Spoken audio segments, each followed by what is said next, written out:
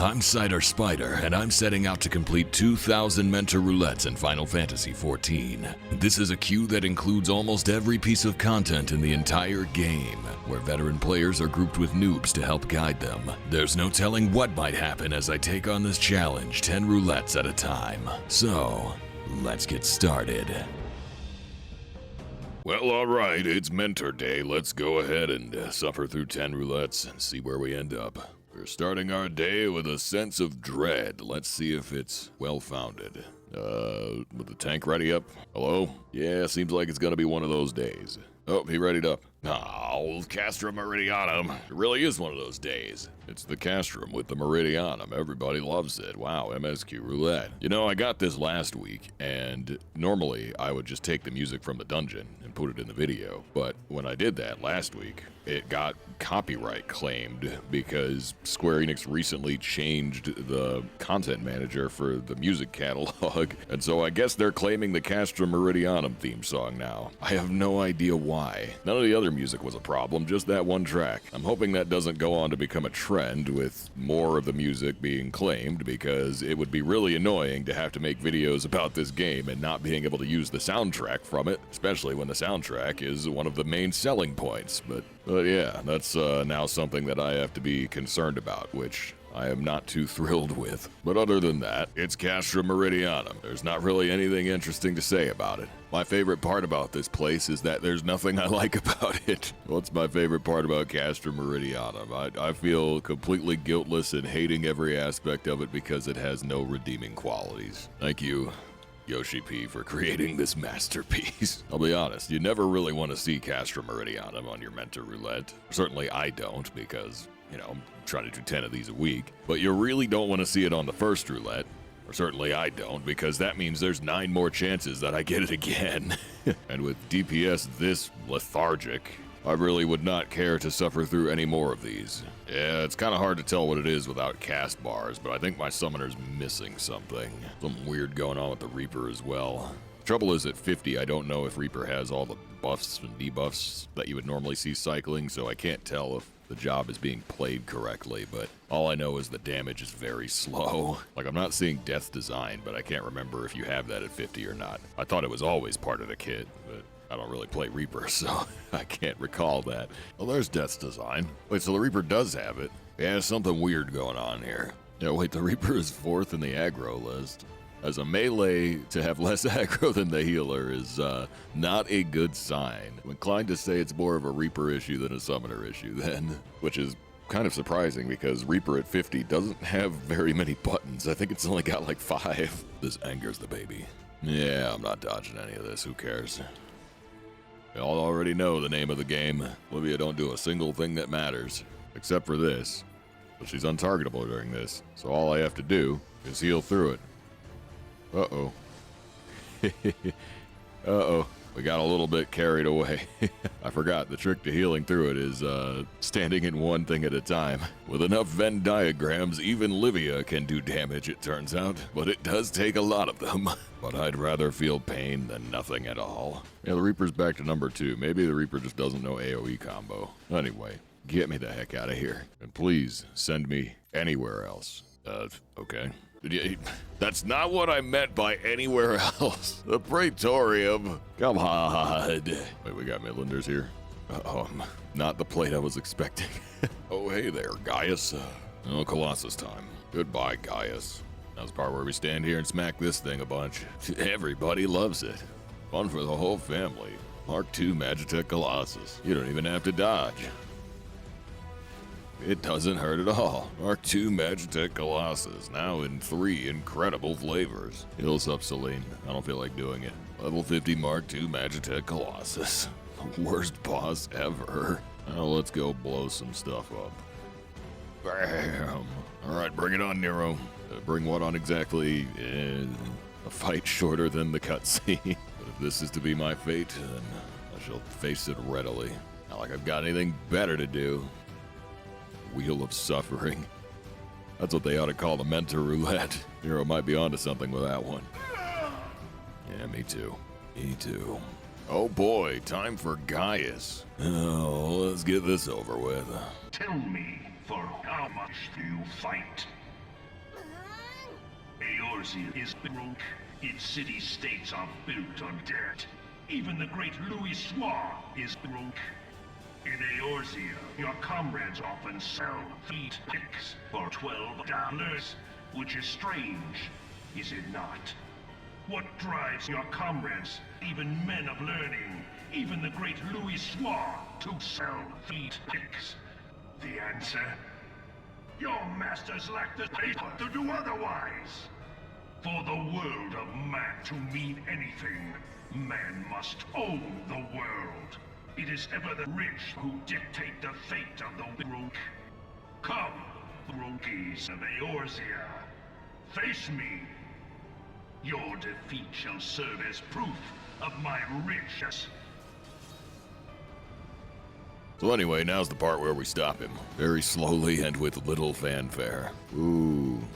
Yay. Kill us up, Celine. He's about to take Eorzea. It's his by right. He called dibs. Or maybe not. Now please give me anything other than MSQ Roulette. Yoshi P. What did I do to deserve this? Yoshi P? There aren't even any Midlanders in this one. What a scam. Level 50 Mark II Magitech Colossus. It's better than the level 49 Mark I Magitech Colossus. Look at him, he's so tall. He fires the lasers. They don't do any damage. Oh boy, more lasers. I wonder if these ones will do damage. What do you know? They don't. Level 50 Mark II Magitech Colossus. Look at him go. Frickin' thing sucks. Alright, time to beat up Nero again. Woo! Everybody loves beating up Nero. What does the W mean next to his name? I don't even know what that is there for. What does it have a W? It just looks like the Stonks graph, but going down. Like he bought the top and all his money is evaporating. Sounds like something Nero would do. What an idiot. He got pump and dumped on Ultima coins. La Habrea stole all of his money. No wonder he's so pissed. That's the appropriate reaction. Low-key same. Anyway, time for Gaius. Tell me, for whom do you fight? In Eorzea, the beast tribes often summon Joe to fight in their stead, though your comrades only rarely respond in kind. Which is strange, is it not? Tell me, who is Joe? The answer? Joe Mama. Alright, well, let's beat him up. Oh boy, all the Phantom Gaiuses. Can't wait to poison all of them and then smack them one by one with a book. Truly the most fun I've ever had in my entire life. I'm so glad I get to do this every week. So much fun. Eorzea's is by right. See, he said it. That means it's true. You know what happens next? We poke him to death. Easy. Well, alright, with the rate that things are going here, I am not optimistic, but we do unfortunately have to queue another one, so let's see where we go off to next. After this wait time, apparently. They ran out of praetoriums to give me. Oh, here we go. Pulling poison posies. You know what? I consider this a victory. I'd much rather be pulling on this than anything attached to Nero Tolskeva or Gaius von Balsar. And we're done. Alright, where next? The 1,000 Malls of Totorak. It's kind of impressive. I could feel a sense of relief for this place after 2 straight praetoriums. Never thought I'd be happy to see Totorak. Really puts things into perspective, that MSQ roulette. I mean, look, the Curl of Nine Tails is here and we can just go beat it up. I don't have to watch a cutscene or anything. Just walk in and start hitting it. It dies 10 seconds later and we all move on with our lives. I suppose I had taken that for granted. This might be the shortest video I've ever made in the Mentor Roulette series because I've got so much MSQ roulette I've just been dissociating. I've been sitting here staring through the screen looking at the machine elves. My mind's in a whole other dimension. I physically cannot pay attention to any of this. Mentor Roulette is sometimes a spiritual experience. You really sit down and reflect and wonder, how did I end up here? What led me to this? What series of decisions have I made in my life to find myself in this predicament? How did I let it get this bad? Praetorium Roulette be having you thinking maybe I should call her. Alright, go tank, go. Cast a couple of physics. Easy. Already got poison on most everything, which means my job is pretty much done here. Yay! Now we just beat up a quick scorpion. Life resumes as normal. Everybody loves beating up a scorpion. It's so wonderful. Sorry, there's no commentary to make about this. It's the scorpion pit again. We do this dungeon every week, usually multiple times. I can't even rant about the definition of insanity because I've already done that multiple times. It's meant to roulette. It's the same thing. It never changes. Life is like a box of screw you. Frickin' candy grab from Yoshi P. Anyway, that does in fact mark our 5th roulette, which means we are at the halfway point for the week, and you know what that means. It's time to chill! So if you enjoy the content, definitely like the video, subscribe to the channel if you haven't already, and consider following me on Twitch where I play this game and other things live multiple times per week. It's a lot of fun. Comment question of the day, I guess, is going to be, what does the W stand for next to Nero Tulskeva's name? I actually don't know the real answer or the fake answer, and so you guys are going to have to inform me, and I'll just assume that whichever one is most entertaining is correct. But anyway, let's see what's next. Yahoo! DPS, DPS, DPS. Thank you. The Porta Decumana. At least there's Midlanders here. This would seem to be my curse. I should never criticize Yoshi P ever again. It would seem that it's personal, and I think that's what the P stands for. Now's the part where we just keep smacking him until he goes into dialogue. He will eventually speak, and unfortunately, we have no choice but to listen. Radiant Blaze! This has gone on long enough. Well, alright. Let's see what he's got to say. But the Ultima weapon is all-powerful. Why does my enemy still stand? Can her strength truly be so great? It is the blessing of light that confounds you. But the Ultima weapon is all-powerful. If you are to prevail, the hammer of darkness must needs be brought to bear upon the shield of light. Can her strength truly be so great? The Ultima weapon is All-powerful. Van Belsar. La Brea. The true power of the Ultima weapon lies within its now beating heart. But why does my enemy still stand? Your foe acts under the protection of the crystal she bears. Can her strength truly be so great? Beyond mortal limits. But the Ultima weapon is all-powerful. The true power of the Ultima weapon is a spell without parallel. Ultima.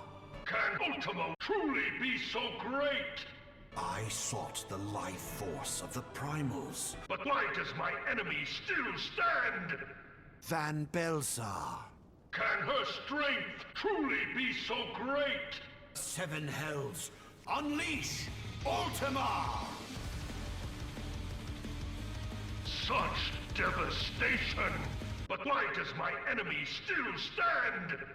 Oh my god, Heidelin. I leave. Can her strength truly be so great? Oh boy, it's the part where we beat him up again. Love that. Love beating him up. Two of the people in this party recognize me, and I never know how to feel about that. It happens pretty often, but I never really know how to respond because, in my mind, I'm just some idiot, you know? So when people say they like my stuff, I usually just say thanks and then send them an angry face because I don't really know what else to say, but I appreciate it. And comm goes to the Midlander, it has to. And let's see where we're off to next. Basic training enemy parties. Yay. This training is basic AF. And now it's done. Look at us go. We learned, I think. Well, anyway, the Drowned City of Scala. I haven't seen this dungeon in a long time. And that in of itself makes it a decent pull. In and of the, I don't know. I will take it. That in of the and itself is what matters. The hallowed ground. Look at this guy, throwing invulns on the first pull. We like to see that because that means the invuln will be up. before the end of the dungeon, so it can get used a second time at a minimum. Sometimes even 3 times if it's a really slow dungeon. Good job, Paladin Chan. Anyways, time to fight a Kelpie. I say this all the time, but like, I do think it would be fun to see a dungeon that doesn't have exactly 3 bosses in it, because it is sure a coincidence that everywhere the Warrior of Light goes seems to have 3 perfectly spaced bosses. Why can't there just be a dungeon that's all trash? But like, interesting trash, you know? Not a trash boss in the sense of like Troya. I'm saying just like 6 hallways instead of 3 hallways, 3 bosses. But interesting hallways, ones that are distinct in some way. Sorry, I just had that thought because we walk in and this water pony is just standing there waiting for us in his perfectly square arena, and it's like, well, why is he even here? What's he even doing here? He exists for the sole purpose of being the first boss of the dungeon. We use up some of that Fey Union gauge. I got nothing better to do with it. Well, this is a lot of stuff. Did we run out of mitts? No, we're fine. It's a lot of stuff, but it's not as threatening as it looks. And then we come to this, the old one. Looks like a weird alien baby. So you're left to wonder, what the heck is this? Why is this here? Oh right, it's a Spriggan fight. I forgot in Stormblood we were allowed to have interesting things happen in even the dungeon bosses. It can't be nostalgia, I didn't play during Stormblood. I just think that there was a little bit more creativity with some of the design back then. Sometimes too much creativity. Then you got stuff like Byaku's parachuting phase, which is fun the first time, not so much the third time, but little things like this are interesting. It's just something different. Nice to have a break from the monotony of just not standing in the bad and, you know, in-out stack spread. They used to experiment a lot more with roll actions.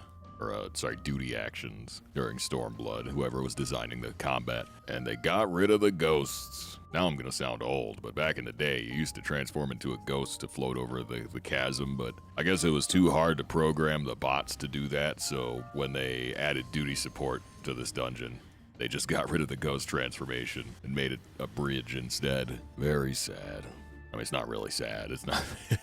The ghost transformation here was not necessarily an enriching experience. It was just one of those little things that was interesting and different, and so it's always sad to see something like that go away, even if the thing itself was not that special. And now it's Roderick Poison Tongue. I never remember what this guy does, but I feel like it always catches me off guard. Is it a tail swipe? It is. I have the fire, I wouldn't look at that. Yeah, he's got some of them old animation tells. Tremble! Ow. Dude, there's a lot of stuff going on. Oh no. Oh. Somehow I didn't get hit by that. It really looked like I should have. My gosh, that Reaper is really cutting it close with that. Alright, very solid tank. And away we go. Alright, what's next? Oh boy! Castrum Meridianum! I love Castrum Meridianum. I can't believe I get to do my favorite dungeon in the entire game again. It's so good. Absolutely incredible pull from the roulette. Let's go. Get hype, Mad Baby Nation. We are about to enjoy this entire content. Thank you so much, Yoshi P. Best developers in the known world, not only Square Enix, but CBU3 specifically, for bringing us this glorious piece of gameplay. Look at all these 8th cohort idiots that I'm hitting with Art of War because it's the only button I'm going to need to press for the entire 20-minute duration of this dungeon. Incredible. Did you know that Scholar at level 50 gains damage by using its AoE attack even on single target enemies? That's the kind of incredible game design you can expect here in Final Fantasy XIV. It just makes perfect sense. I mean, why would you ever want to have to think about whether or not you should be using a multi-target attack? Just use one button for everything. And here we're coming up on the Black Eft, which is one of the greatest bosses I think that the team have ever made. It's so good. So first of all, it's a man. He's on a Magitech walker. We beat these things up by the dozen in other scenarios, but in this case, this one's special, and so we have to struggle against it. But not only is it the Black Eft, you see, he's constantly calling in these reinforcements. Look at all these signifers. They're gonna come in and start attacking our tank, and then these ones are going to come in and start attacking our tank, but it doesn't matter because, like I said, I only press one button. It's all Art of War all the way down. We're going to just absolutely wreck this thing with damage. We're going to cast so much magic. We're going to hit so much war artistically all over this guy. Look at that. Now we got the Magitech Colossi here. Now the best part about this fight is it has mechanics, and the mechanics it has are he shoots his cannon.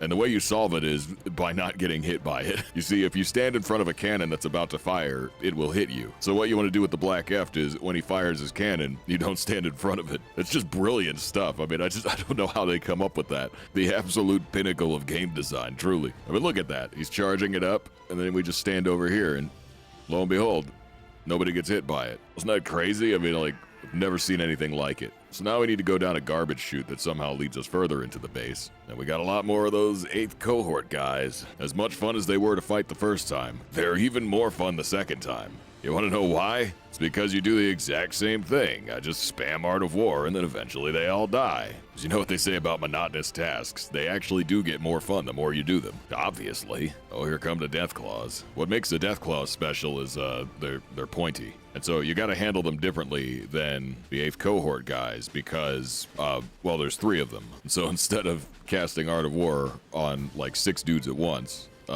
you're only hitting 3.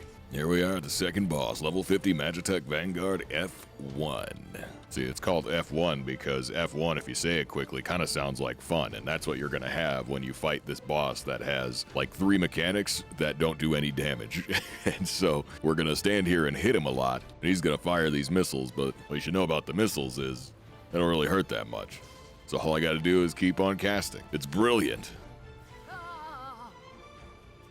How did what? Oh no, my monk died. The boss was too overwhelming. As you can see, even experienced players might struggle with this very challenging boss fight, but that's okay. It's no match for us. Now these next 3 enemies are very tall, and so the way we're going to handle them is the same way we handle everything else, by standing still and casting Heart of War. I mean, just look at those death animations. Isn't that just so satisfying? It's wow, really something. You really feel that sense of Eorzean might as you push your way into this castrum, knocking over these Magitech enemies one by one. They fall like dominoes as the Empire struggles in its last desperate act to try and save itself from the great Eorzean Alliance, acting in tandem for Operation Archon, led by the great commander Alphino Levelure in place of the late great Louis-Sois Levelure. It's just such an iconic moment. The iconography is just iconing all over my face. Relentlessly, you might say. Now we have this incredible cutscene. Diverting all power to cannons.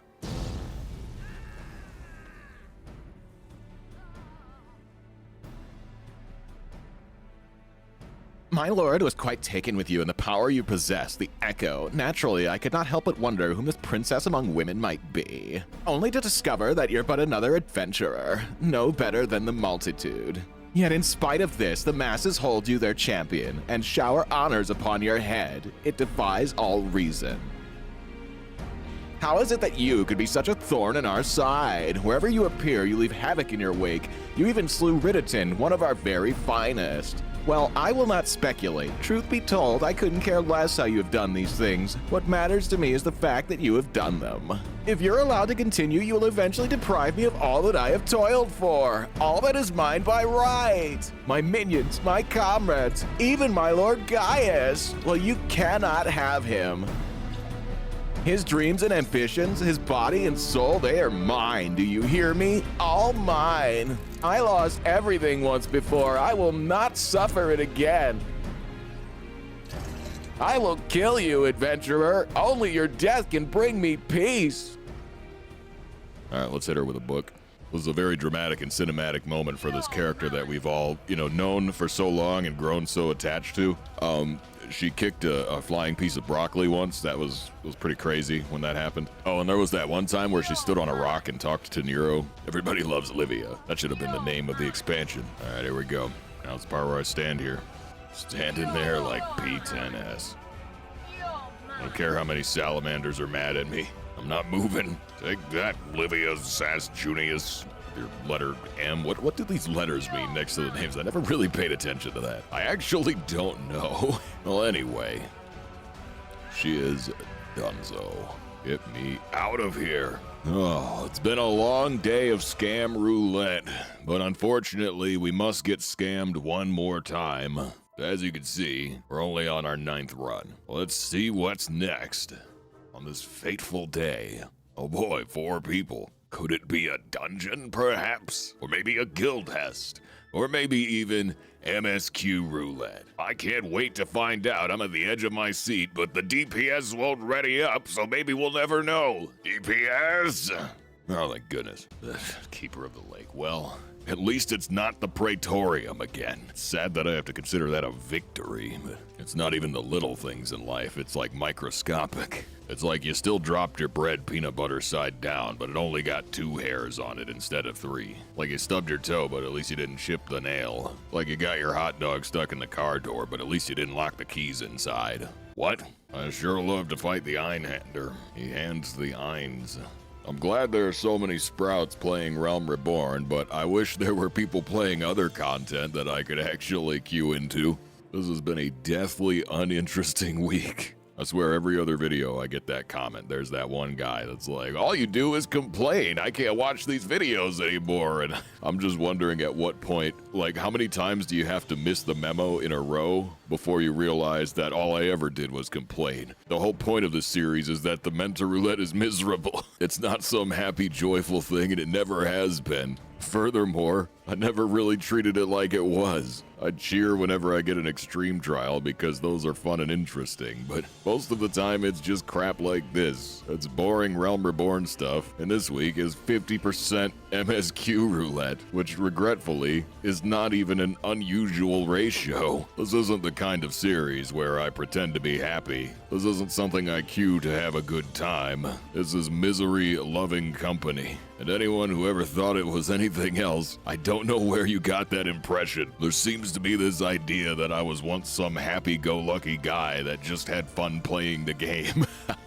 Joke's on them, I guess. Feel like it should have been obvious. When you call something a grind, that usually means that parts of it are not going to be fun. This, however, has been a uniquely terrible week. A real rough one. I'm pretty sure it's the new record. I don't know if I've ever done 5 MSQ roulettes in a single week. I think maybe during one of the Tombstone events. I know we've definitely gotten 4 before, but I'm not sure if we've ever done 5. I'd have to go back and look, but the only saving grace is that we got a couple of guild hests, which means the overall runtime isn't crazy long. It's still on the long side, but you know, those 30-second guild hests really spared me. That's the one silver lining, is that this could have been worse. Now we gotta fight Midgard some more. Look at me so angry and blue. Stupid ghost dragon. Dragon D's sprouts through this dungeon. I tell you, they gotta put binding coil on the Mentor Roulette. I don't know why it's not, because all these idiot sprouts are always queuing for like Ramu X and stuff like that. I know y'all tried it when you were level 50 and you finished ARR and you found Alice in Wineport and she's all like, let's go into Dalamud and see what's in there. Then you queue up for it and it says more than 30-minute wait time. You wait like 3 hours and it never pops. Like, the binding coil of Bahamut is not that hard. They already nerfed it into Oblivion with like a 30% echo. They could drag mentors into there. There's no reason not to. Send in the mentors. Because at least if I'm gonna get crappy ARR content, it could be something, you know, something slightly interesting that makes me feel a little bit alive. Anything but this. Anything but this. While we're at it, make healers at level 50 more enticing to noobs. Maybe all healers should be unlocked at level 50, you know, pre-Heavensward, because you can't do Astro until you get to Ishgard. And Sage needs you to be level 70. If we give the babies all 4 healers, they might be more likely to play them. And then I wouldn't constantly get dragged into this low-level content because there wouldn't be such a shortage of low-level healers. Nobody wants to be a conjurer. It sucks. It's garbage. It's lame and embarrassing. And Scholar's too complicated because you gotta start as an Arcanist to even unlock it.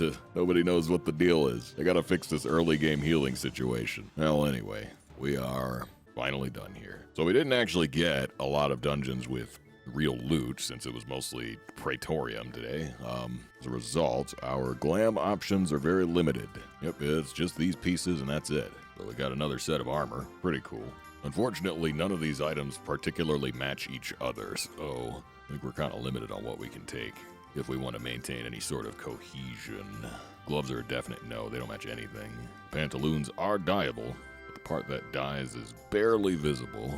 Like a metallic silver or something. So I think it's just going to be the pants and the armor. I'm here to antagonize Yoshi P as much as possible by being a caster in full plate mail. If he's gonna be my worst nightmare with these roulettes, I'm gonna be his worst nightmare with glams. Please look forward to it. Anyway, let's roll the outro. Alright, this week we got 7 dungeons, 2 guild hests, and 1 trial. That makes these our new totals. And the session was about 2.5 hours, making this our new total time. Anyway, I need to get back to attempting to parry things in Clair Obscure. 1 like equals 1 parry. Okay, bye.